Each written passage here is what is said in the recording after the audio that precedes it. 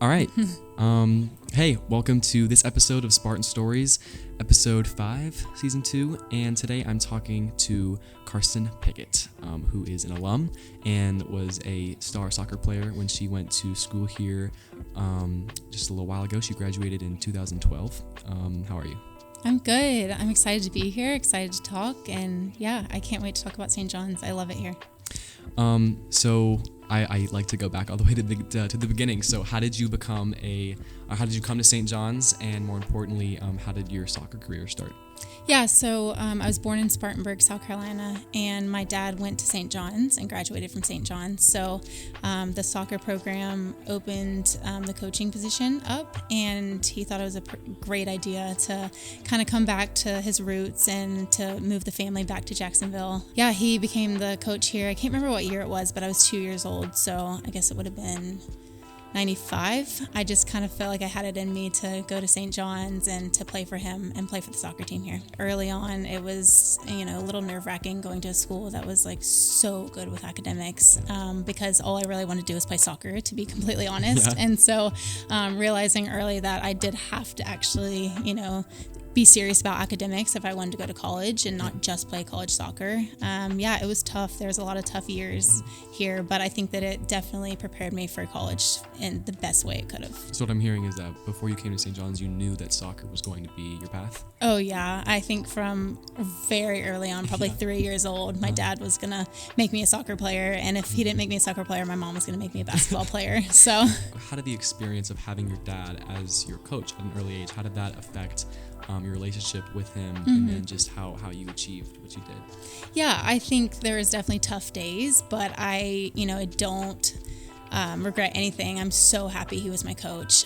There were so many times where when the World Cup was happening, can't remember where it was specifically, but there was a different time zone, and so we'd get up at like 2 a.m. and eat ice cream and watch soccer together. So stuff like that was really special to me, and so I loved that part of it. I think there's definitely times where every other kid would get in the car, and after a bad game, and the mom or dad would say, where do you want to go for lunch? And I would get in the car, and it was like all the things I did wrong or could have done better. No.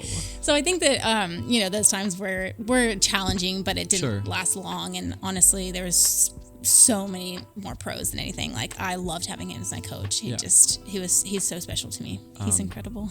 What challenges did you face socially as a young girl on a very competitive field, whether it be from your disability or just finding your place as a part of that whole? Speaking of my parents, I think going to St. John's actually helped me in a way because the school was so small. I graduated with 50 or 60 kids. And so I think that from an early age, everyone at the school knew about my arm. And so I never had to explain it to anyone. Yeah. Of course, it was different if I was out on the soccer field and, girls would say something or look at me. Yeah. But I don't need to explain my arm, in the middle of a soccer game. So I think being in a controlled environment kind of at St. John's did help in that sense that I never felt like I had to explain anything.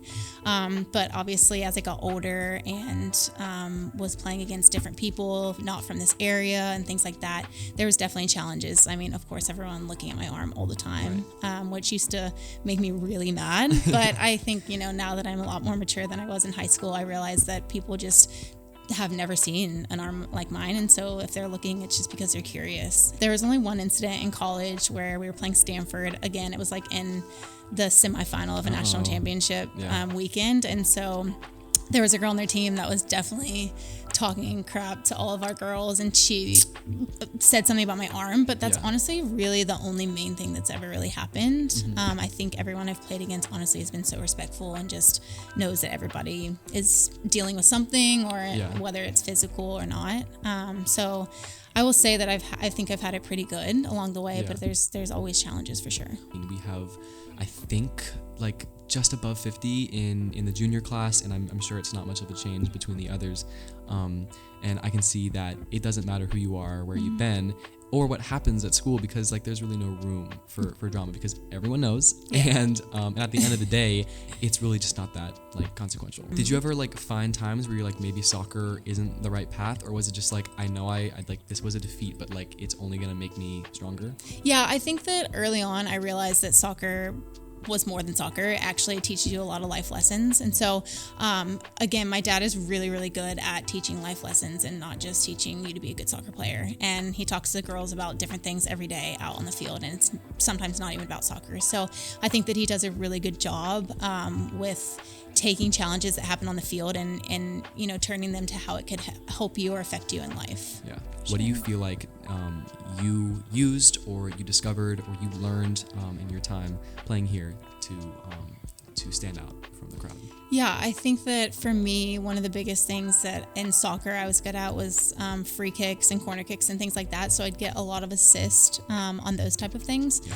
And so my dad always says, you have to be special and stand out, or else you're just going to be overlooked. Yeah. And so you have to be really, really good at one thing that's going to help you at the next level. And for me, that was like service, off crosses, corner kicks, free kicks, and things like that. Yeah. So those were soccer specific things. But actually early on, I remember going to a couple camps, ID camps, and you'd have numbers and you're trying to make a team. Yeah. And I remember thinking like, wow, I'm going to stand out. And I thought in my head it was going to be in a negative way because I have one arm. But actually my dad's like, well, when they're going back through the names, like they're going to obviously remember you because you have one arm. So it actually, things like that, him and my mom are really good at turning into positives. Yeah. And it taught me a lot. So it was really special to have those kind of memories where things might have not been going so well. And then we turned it to a positive. Can you walk me through the process of getting scouted, and whether or not you face challenges along the business of getting noticed and getting a school to put you on lock?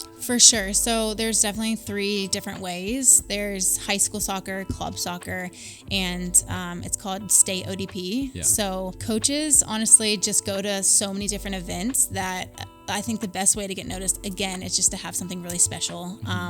Whether it's communicating loud where coaches can hear you, or putting in a corner kick and your service is perfect. So there's things like that you have to stand out.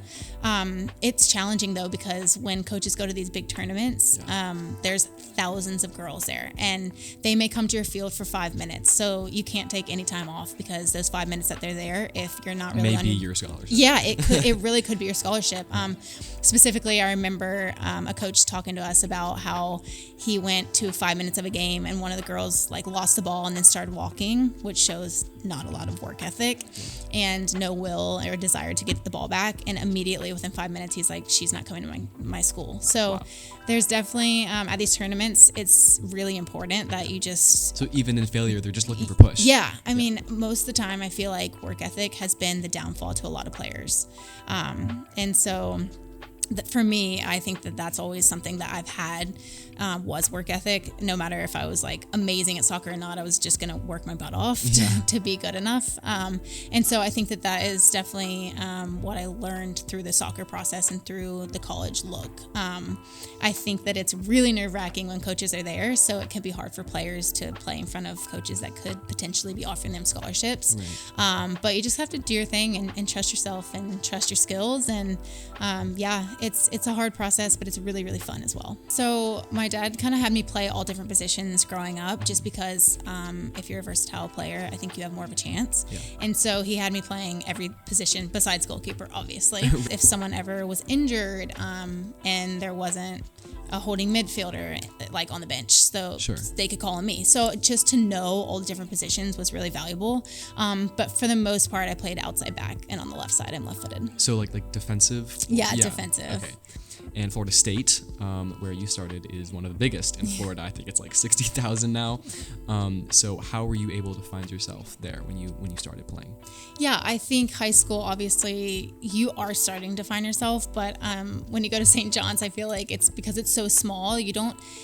And it was really strict back in my day. I obviously don't know how it is now, but you have dress code and things like that. And in college, you just don't. No one cares what you wear. No one cares what you're doing. So there's a level of individuality. Oh, that totally. You adopt. Yeah, for sure. So in high school, there's only so much time to go have fun and stuff, because you're really focused on your academics or your sports or whatever you're into, your hobbies. But yeah, I think coming from St. John's to Florida State was a big big change. Yeah. I remember the first night my mom was there with me, and she had just moved me into my dorm, and she left and went to her hotel, and I was like, I literally can do whatever I want now. And like, of course I didn't do anything. I naturally sat there. I can eat food that I usually don't eat. Like, you just have so much freedom.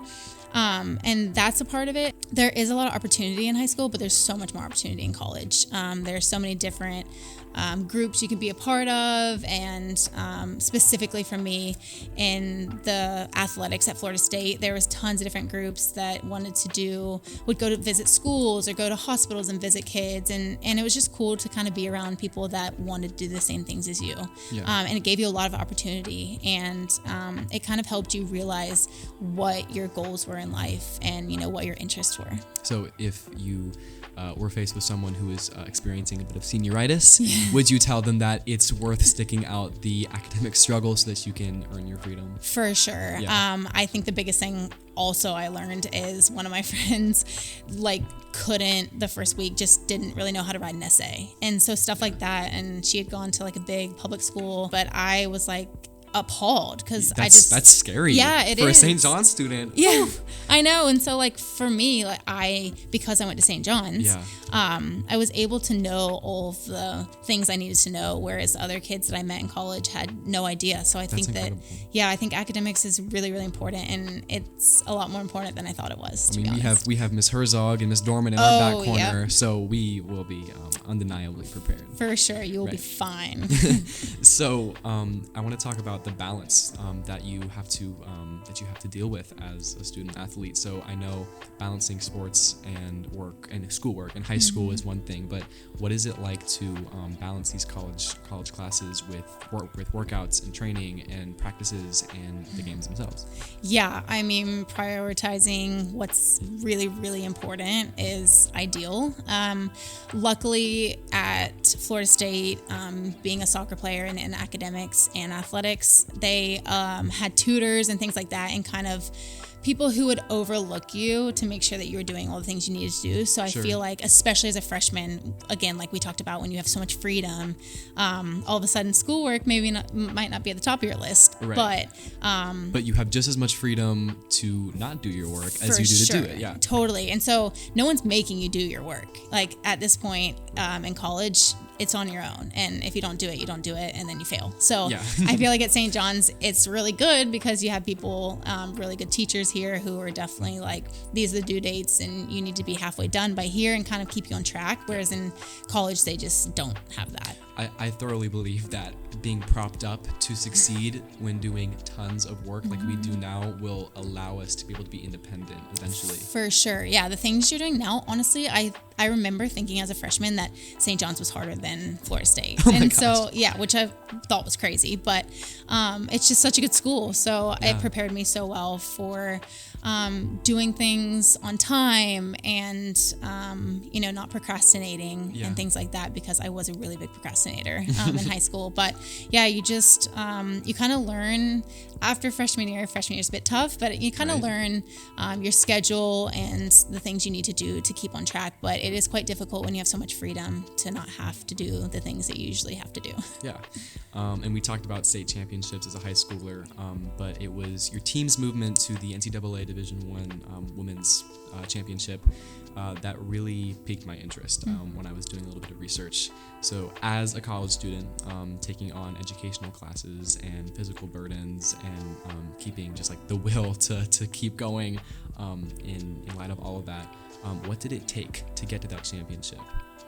A lot of focus. I think focus is the word that comes to mind when I think about how difficult it was to be really good at soccer and to also be really good in your academic life. And I think that there's, again, so many challenges. There was study hall that we had to attend. We had to have 8 hours a week. And if you didn't hit those 8 hours, you weren't going to play.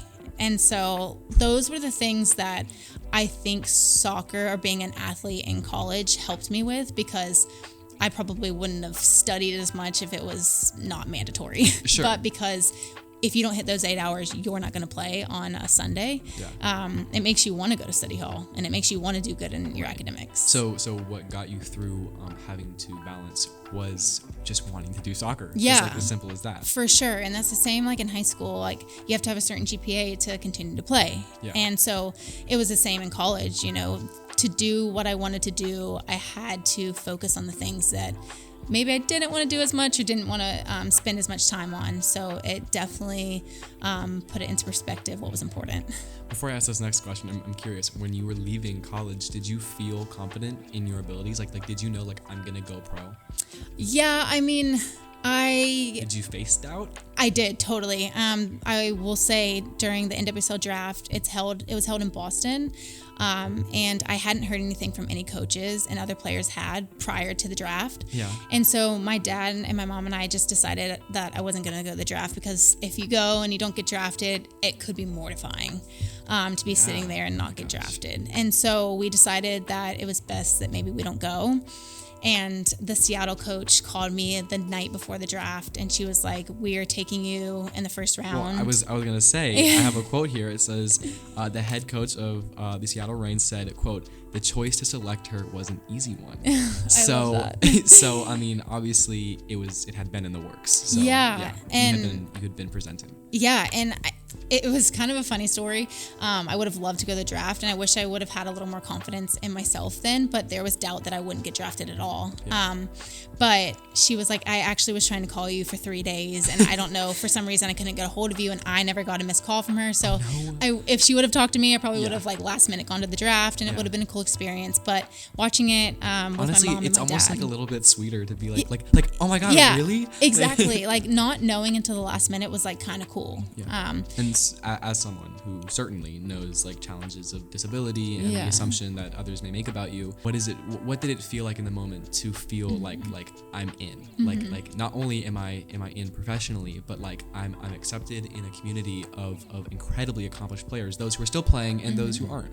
I mean, it was an incredible feeling, an incredible experience. I remember the day that I left for Seattle. I was just a 22-year-old girl had just headed across the country to a place that I had never been. And I remember being a little bit nervous, but I remember being really excited and having kind of a feeling of belonging because somebody wanted me and someone thought I was good enough and took a chance on me. So there's mixed emotions leaving home and leaving my parents to go to Seattle, but it was exciting knowing that I was going to have a future in the NWSL and that again somebody was giving me a chance. Yeah.